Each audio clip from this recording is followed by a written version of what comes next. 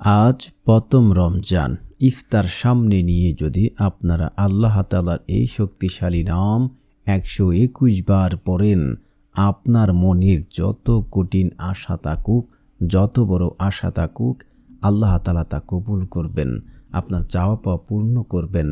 আপনি যা চাইবেন আল্লাহ তাআলা আপনাকে তাই দান করবেন। আমলটি বহুবার পরীক্ষিত, হাদিস দ্বারাও প্রমাণিত রয়েছে। তাই না টেনে সম্পূর্ণ ভিডিও দেখার অনুরোধ রইল। আর যারা চ্যানেলটি সাবস্ক্রাইব করবেন, আপনাদেরও মনের আশা পূর্ণ হবে ইনশাআল্লাহ। মাহে রমজানের আজ প্রথম দিন, ইফতার সামনে নিয়ে আমি হয়তো আপনি বসে আছি, এখন হয়তো বা একটু পরে আপনার ইফতার করবেন।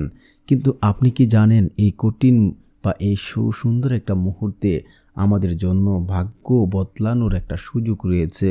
ওই সময় দোয়া করলে আল্লাহ তাআলা দোয়া কবুল করেন।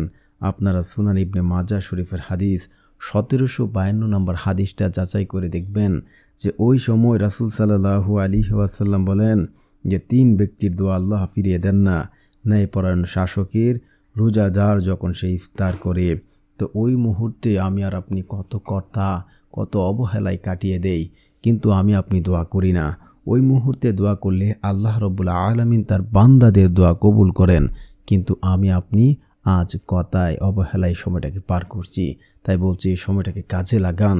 তো আমলটি করতে হলে আপনাকে কিছু শর্ত এবং নিয়ম মানতে হবে। তারপর যদি আমল করেন আপনারা ফলাফল পাবেন। শর্ত কি? শর্ত 5 ওয়াক্ত নামাজ পড়তে হবে, হালাল খাবার খেতে হবে, পিতামাতার কথা শুনতে হবে এবং আমল করে তাড়াহুড়া করা যাবে না। ইয়াকিন এবং বিশ্বাস নিয়ে আমল করতে হবে। নিয়ম হচ্ছে আপনাকে ইস্তেগফার পড়তে হবে। বেশি ইস্তেগফার না পড়তে পারলে 7 বার, 21 বার, 33 বার আপনি পড়তে পারেন। আস্তাগফিরুল্লাহ এভাবে পড়তে পারেন। তারপর আপনারা রাসূল সাল্লাল্লাহু আলাইহি ওয়াসাল্লামের উপর 3 বার দুরূদ শরীফ পড়বেন। সাল্লাল্লাহু আলাইহি ওয়াসাল্লাম, সাল্লাল্লাহু আলাইহি ওয়াসাল্লাম, সাল্লাল্লাহু আলাইহি ওয়াসাল্লাম। তারপর হচ্ছে আপনারা আল্লাহ তাআলার এই শক্তিশালী নামটি পড়ে নেবেন। তো বন্ধুরা, যারা চ্যানেলটি সাবস্ক্রাইব করবেন আপনাদেরও মনের আশা পূর্ণ হবে ইনশাআল্লাহ। আল্লাহ তাআলার সেই শক্তিশালী নামটি হচ্ছে ইয়া আল্লাহু। এটাকে ইসমে আজম বলা হয়। আর আপনি ইফতার সামনে নিয়ে 2 হাত তুলে আল্লাহ তাআলার কাছে দোয়া করুন। ইনশাআল্লাহ আপনি যে আশা, যে আকাঙ্ক্ষা নিয়ে দোয়া করবেন আল্লাহ তাআলা তা কবুল করবেন ইনশাআল্লাহ।